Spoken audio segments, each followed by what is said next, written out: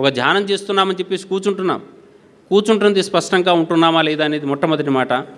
కూర్చున్న తర్వాత ధ్యానం అనేటటువంటి మార్గం నుంచి మనం జ్ఞానం అనే మార్గానికి చేరాలి. మీ మాట ప్రపంచానికి వేదవాక్కుగా వినిపించాలి. ఆ వినిపించినటువంటి మాటతోని ప్రపంచం మొత్తం కూడా ఒకసారి ఆనందపడిపోవాలి, ఈ ప్రకృతి తన్మయం పొందాలి. ఆ మార్గానికి ధ్యానం చాలా ముఖ్యమైనటువంటిది. పరోపకారం బాగా చేయండి. లోకానికి ఇప్పటి రోజుల్లో ఏముంటుందండి, మీ ఇంట్లో పక్కింట్లో ఏదైనా పని కోసం మీరు వెళ్ళారనుకోండి, వాళ్ళకు మీరు వస్తే మళ్ళీ మీరు వాళ్ళకి ఎంత ఇవ్వాలి, అంతే కదా. వాళ్ళు మీకు 500 రూపాయలు ఫంక్షన్కి ఇస్తే మళ్ళీ మీరు ఎంత ఇవ్వాలి, ఈ లెక్కలే సరిపోతున్నాయి. ఎక్స్పెక్టేషన్ లేనటువంటి పరోపకారం ఎవరు లేరండి. ఫ్రీ సర్వీస్ వితౌట్ ఎక్స్పెక్టేషన్ అనేటటువంటిది మాత్రమే భగవంతుడు చేస్తున్న పని. ఆ మార్గంలో మనం చేయాలి. ఈ ప్రకృతిలో మన కోసం గాలి, ఒక చెట్టును చూడండి, దాని పండ్ల తింటాను కూర్చుంటుందా? మనం కట్టె వేసో రాయి వేసో కొడుతుంటే దాన్ని చెట్టు నిండా కట్టెలే ఉంటాయి కదండి. ఒక కట్టె తీసుకొని మనం కొట్టచ్చు కదా, కానీ అది మనం కొట్టట్లేదు. మనం రాయి వేస్తే అది పండే ఇస్తుంది. మన ఇంటి మీద ఒక రాయి వేస్తే ఏం చేస్తున్నాం? తిట్టిపోస్తున్నాం. మనది మనం ఇవ్వడానికి కోసం అయితే ఆలోచిస్తున్నాం. చెట్టు మనకేం ఆదర్శం ఇవ్వట్లేదా ఇప్పుడు? మరి దాని ఒంటి మీద ఎన్ని జీవులు బతుకుతున్నాయండి, ఎన్ని పక్షులు బతుకుతున్నాయి, ఎన్ని సూక్ష్మజీవులు బతుకుతున్నాయి కదా. ఒక్కనాడన్నా కానీ నాకు నొప్పి అయిందని అన్నదా అది? మరి మన ఇంటికి నలుగురు ఎక్కువ వస్తే ఒకనాడు, లేకుంటే మన మీద పడి తింటే ఏమంటున్నాం? మనం ఇష్టం వచ్చినట్టు మాట్లాడిస్తున్నాం కదా. మనకు చెట్టు ఆదర్శం కాదు. చెట్టులో మన దైవాన్ని చూడం. నీటి ప్రవాహం ఉంది, చిన్న నీళ్ళ ప్రవాహం అంతా కూడా సముద్రంలో చేరడం కోసమే ప్రయాణం చేస్తూనే ఉంటుంటాయి. మధ్య లోపల ఎక్కడ ఏ ప్రదేశంలో ఎంత తడి కావాలనో, ఎన్ని నీళ్ళు కావాలనో, ఎంత మీరు వాడుకుంటారో అంత వాడుకోవడానికి అది ఇచ్చేసింది. మనం వాడుకోవడానికి ఇష్టపడతాం, కానీ మనం మళ్ళీ ఇవ్వడానికి అయితే ఇష్టపడం. మరి సర్వీస్ అంటుంటే ఎక్కడి నుంచి వస్తుంది? మన హృదయాల్లో ఉండాలి కదా అది. అందుకని పరోపకారార్థమిదం శరీరం అని చెప్పేసి చెప్తుంటారు.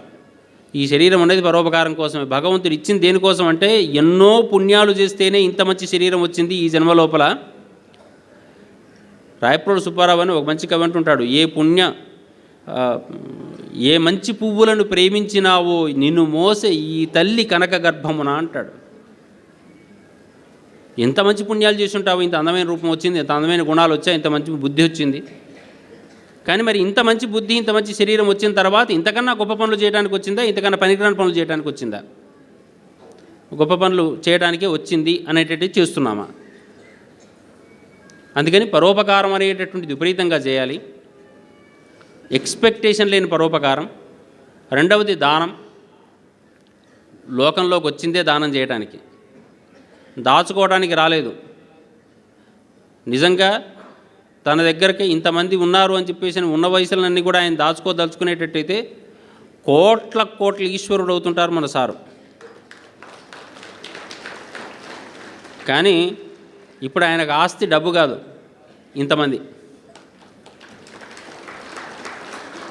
ఇంతమందిని పెంచుకోగలిగినటువంటి వాడికి డబ్బేం లెక్క అండి కదా. మనకు ధనం అనే రూపంలో వదులుకునేటట్టయితే మన దగ్గర చాలా ఆస్తులు ఉన్నాయండి. భారతీయ సంప్రదాయంలో లక్ష్మి అని పేర్లు చెప్తుంటుంటాం మనం. ఐశ్వర్యలక్ష్మి, ధనలక్ష్మి, ధాన్యలక్ష్మి, ఆరోగ్యలక్ష్మి. ఆరోగ్యం లేనివాడికి చెప్పండి ఆరోగ్యానికి అసలు విలువ ఏంటో చెప్తాడు. సంతానం లేనివాడికి చెప్పండి సంతానం అంటే ఎంత గొప్పదో అతను చెప్తాడు. వాడి దగ్గర ₹1,00,00,000 ఉండనియండి, సంతానం పుట్టకపోతే అన్నీ ఉన్నాయి కానివ్వండి అంటాడు. అంటే ఏదో లేదనే కదా. ఇంకో గొప్ప విశేషం చెప్పమంటారా? మనకి ఏది ఉపాసిస్తే అది వస్తుంది అని చెప్పేసి మన భారతీయ సంప్రదాయం చెప్తుంది. ఉపాసనా సంప్రదాయం ఉంది. అందుకనే కదా అనేక రకాలైనటువంటి వ్యవహారాలు మనకున్నాయి. లక్ష్మి అంటే లక్ష్మీదేవి వచ్చింది. శుద్ధలక్ష్మి, మోక్షలక్ష్మి, జయలక్ష్మి, సరస్వతి అని కూడా లక్ష్మీదేవి వస్తుంది.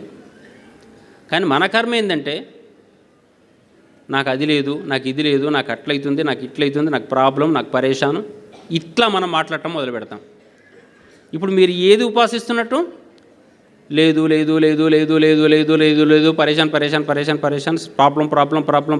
రోజు ప్రాబ్లం అని రోజు 100 సార్లు అనుకుంటే ప్రాబ్లం రాకుంటే ఏమొస్తుందండి? మనం ఉపాసన ప్రాబ్లమ్స్ని చేయాలా? అత్యున్నత స్థితిలో ఆలోచన చేయండి, అతి ఉన్నతమైనటువంటి భావాలు పొందండి అని చెప్పేసి అంటే మనమేమో సమస్యలను, బాధలను, ఒత్తిళ్లను మనం పిలుస్తున్నాం. When you are inviting the problem, definitely problem comes with you. మీరు పిలుస్తున్నారు, ఇక్కడి నుంచి అక్కడ దాకా నడిచే లోపల ఏమో ఎవడన్నా వచ్చి కొడతాడేమో అని చెప్పేసి అనుకుంటే ఎవడో వచ్చి కొట్టిపోతాడు. మీరు పిలుస్తున్నారు కదా. మన లోపల ఉండేటటువంటి పూర్వ కర్మల అనుబంధాలకు సంబంధించినటువంటి భయాలు మన నిండా నింపి పెట్టేశారు. మనకు ధైర్యంగా, ఆనందంగా ఇదంతా అని చెప్పేసి అనే ధైర్యం మనకి ఎక్కడుంది? ఆ ధైర్యం తెచ్చుకుంటే కానీ మనం ఈ లోకం నుంచి వచ్చేటటువంటి అనుబంధాల నుంచి, అనవసరమైన అనుబంధాల నుంచి పక్కా జరుగుతాం. అప్పుడు ప్రకృతికి దగ్గర అవుతాం. లేకపోతే ఈ శరీరం ఏదో వచ్చిందిలేండి, ఏదో బతికేస్తున్నానులేండి. భారతీయ సంప్రదాయంలో లేదు అనే పదం లేదండి, మీకు తెలుసో తెలియదు. ఎప్పుడన్నా మీ ఇంట్లో కుంకుమ అయిపోతే అయిపోయిందని అంటారా? ఏమంటారు? నిండుకున్నదే అంటారు. బియ్యం అయిపోతే నిండుకున్నాయి. దీపం కొండెక్కింది. దీపాలు కొండలెక్కుతాయండి ఎక్కడన్నా? ఎక్కవు కదా, దీపాలు కొండలెక్కవు. మరి అయిపోయినవి అనే భావన కూడా మన దగ్గర ఉండడానికి ఇష్టం లేనటువంటి గొప్ప భారతీయ జాతి మనది. పూర్ణమద పూర్ణమిదం పూర్ణాత్ పూర్ణముదచ్యతే పూర్ణస్య పూర్ణమాదాయ పూర్ణం ఏవ అవశిష్యతే. మనం పూర్ణమే. ఇంత పూర్ణమై ఉండి ఈ లేదు చుట్టూ తిరుగుతున్నాం ఎందుకు? నాకు లేదు, నాకు లేకపోయా, ఇది ఉంది కానీ అదొక్కటి లేదు. వీడి జీవితం మొత్తంలో ఉన్నవన్నీ ఉపాసించరా నాయన అంటే కాదు, అదొక్కటి లేదు కదా, అదొక్కటి ఉంటే బాగుండు. ఈ లేదు నుంచి బయటపడదాం. ఫస్ట్ బయటపడాల్సింది అంతే. భగవంతుడు ఏం చూపిస్తున్నాడు మనకి, ఏ మార్గం చెప్తున్నాడు, ఏ విషయంలో మనం వెళ్తున్నాం, ఆ స్థితికి మనం ఎదగాలి మొట్టమొదలు. ఎదిగిన తర్వాత మనకు వచ్చినటువంటి భగవంతుడు ఇచ్చింది ఈ క్షణానికి, రేపు పొద్దున్న చచ్చిపోతానో ఉంటానో తెలియదు, రాత్రి పడుకున్న తర్వాత రేపు పొద్దున్న లేస్తానో లేదో తెలియదు. మరి ఉన్నదంతా నాకేసం ఏం చేసుకోవాలి? దాచిపెట్టాను, ఎవరికి పోతుందో తెలియదు, ఎవరికి వెళ్తుందనేది కూడా ఆల్రెడీ డెస్టినేషన్ ఉంది. మనం ఎందుకు ఆలోచించడం? ఉన్నది ఆనందంగా మంచి జరిగే చోట్లకు పంచేద్దాం, ధర్మ కార్యాలకు, దైవ కార్యాలకు ఇచ్చేద్దాం. మనకు సంబంధం లేదు. మన పిల్లల కోసం దాచుకున్నామంటే వాడిని అయోగ్యునిగా తయారు చేయాలని, యోగ్యునిగా తయారు చేయాలని. మీరు అయోగ్యునిగా తయారు చేయాలంటే వాడి కోసం దాచిపెట్టండి. వాడు అది అనుభవించడం కోసం సిద్ధమైపోయి వాడు ఇంకెందుకు పనికి రాకుండా పోతాడు. వాడిని యోగ్యునిగా తయారు చేయాలంటే మనకి చదువు, సంధ్య, వ్యవహారం అంతా కూడా గట్టిగా చెప్పించండి. వాడు బతుకుతాడు. వానికి ఒక కర్మ ఉంది కదా, మీరు పెంచితే బతుకుతారండి. మనం ప్రపంచంలో మనకు ఉన్నటువంటి ఒక్క గొప్ప విశేషం ఏంటంటే ఇదంతా నా బాధ్యత కదండి అంటారు. మీ బాధ్యతలు ఏంటండి? చాలామంది పిల్లలకు పుట్టిన తర్వాత వాళ్ళ తల్లిదండ్రులో, తల్లో ఎవరో ఒకరు పుట్టంగానే పోయేవాళ్ళు కూడా ఉన్నారు కదా. మరి వాళ్ళు పెంచితే నీ పిల్లలంతా పెరుగుతున్నారా? వాడు ఎక్కడ పెరగాలనో వాడి యోగ్యత వాడు రాసుకొని వచ్చాడు కదా. మరి మనం ఎందుకండి ప్రతిదానికి నేను, నాది బాధ్యత, అయ్యో నేను కదా చూడాల్సింది. వస్తుంటారనమాట వాళ్ళకు 10వ తరగతి లోపల పిల్లవాడికి 2 మార్కులు తక్కువ వచ్చాయి. ఈ తల్లి వచ్చి ఏడుస్తూ కూర్చుంటుంది, 2 మార్కులు తక్కువ వచ్చాయని చెప్పేసి. ఇంటర్మీడియట్లో ఏదేదో ఎంసెట్లో అనుకున్న కాలేజీలో సీట్ రాలేదు. అది వచ్చింది అప్పటికి, అనుకున్న కాలేజీలో సీట్ రాలేదు. పిల్లవాడికి ఏడుపు కాదు, వాడికి ఇంకా అర్థం కాలేదు, కానీ తల్లి వచ్చి ఏడుస్తూ కూర్చుంటుంది. ఇంత నా మోహం అంటే ఇది ప్రేమ అని వంకతో చూపించాలా? ఇది జరుగుతున్న దాన్ని యాక్సెప్ట్ చేయడం అనేటటువంటిది గొప్ప విశేషం. చూస్తూ పోండి. మీ శరీరాన్ని మీరు యాక్సెప్ట్ చేయట్లే, మీ శరీరాలు మీరు యాక్సెప్ట్ చేయట్లే. మన శరీరం ఎట్లాగ వచ్చిందో, మన శరీరంలో ఎన్ని పరిణామాలు వచ్చినాయో దాన్ని యాక్సెప్ట్ చేసినప్పుడు ఈ ప్రపంచం లోపల జరుగుతున్నదాన్ని యాక్సెప్ట్ చేయొచ్చు కదా. ఫస్ట్ యాక్సెప్టెన్స్ లేదు మనకు. ఇట్లా ఉండకూడదు, ఇట్లా ఉండకూడదు ఏంటి, ఎట్లా ఉండాలో నేర్చుకుందాం. ఏ రకంగా ఉండడమో మనకు తెలిసిపోతుంది ఆటోమేటిక్గా. ఉన్నది ఉన్నట్టుగా చూడండి. ఫస్ట్ మన లోపల ఉండేటటువంటి ఏది మిగిలిపోయి ఉంటుందో దాన్ని చూడటం మొదలుపెట్టండి. ఉండనటువంటి దాని గురించి చూసే అవకాశం ఏం లేదు. పోయే శరీరం ఎంతసేపు చూసుకున్నా కానీ పోతుంది అది. కానీ శరీరం కన్నా గొప్పనైంది, నన్ను నడిపించింది, నన్ను మాట్లాడిస్తుంది, మీ ముందర చూపించేటటువంటి ఒక చైతన్యం ఉందే, ఆ చైతన్యాన్ని మనం చూడటం మొదలుపెట్టాలి, దాన్ని ఆరాధించడం మొదలుపెట్టాలి. అదే ధ్యానం, ఆ పని చేస్తూ పోవాలి.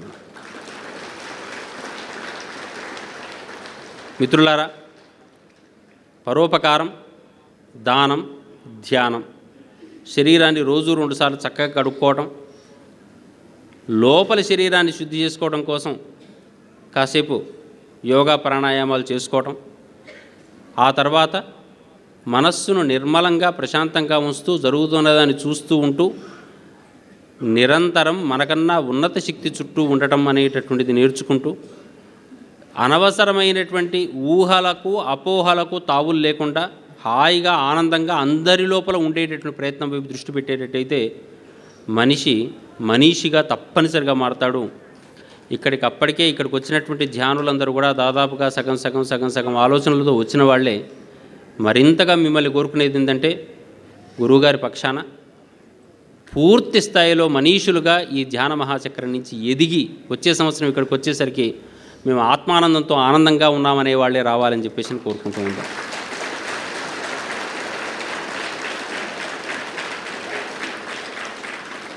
ఈ ఆత్మానందం కలిగినటువంటి వాళ్ళు ప్రపంచానికి మార్గదర్శకులు అవుతూ ఉంటుంటారు. ఆ మార్గదర్శనం కలిగిన వాళ్ళు మళ్ళీ కొన్ని కోట్ల మందికి వాళ్ళు మార్గం ఇస్తూ ఉండేటువంటి స్థితికి ఎదగాలి. ఆ మార్గంలో వెళ్ళేందుకు మార్గంలో నాలుగు మాటలు చెప్పే అవకాశాన్ని కలిగించినటువంటి పిరమిడ్ సొసైటీ వారికి, ఛానల్ వారికి, ముఖ్యంగా బ్రహ్మర్షి పితామహ పత్రి స్వామివారికి అందరికీ కూడా మనస్ఫూర్తిగా కృతజ్ఞత తెలియజేసుకుంటూ సెలవు. సర్వే భవంతు సుఖినః, సర్వే సంతు నిరామయః, సర్వే భద్రాణి పశ్యంతు, మా కశ్చిత్ దుఃఖభాగ్ భవేత్. ఓం శాంతి శాంతి శాంతి. హలో ఫ్రెండ్స్, పిఎంసి ఆన్లైన్ని సబ్స్క్రైబ్ చేసుకోండి. సరికొత్త అప్డేట్స్ కోసం బెల్ బటన్ని నొక్కండి.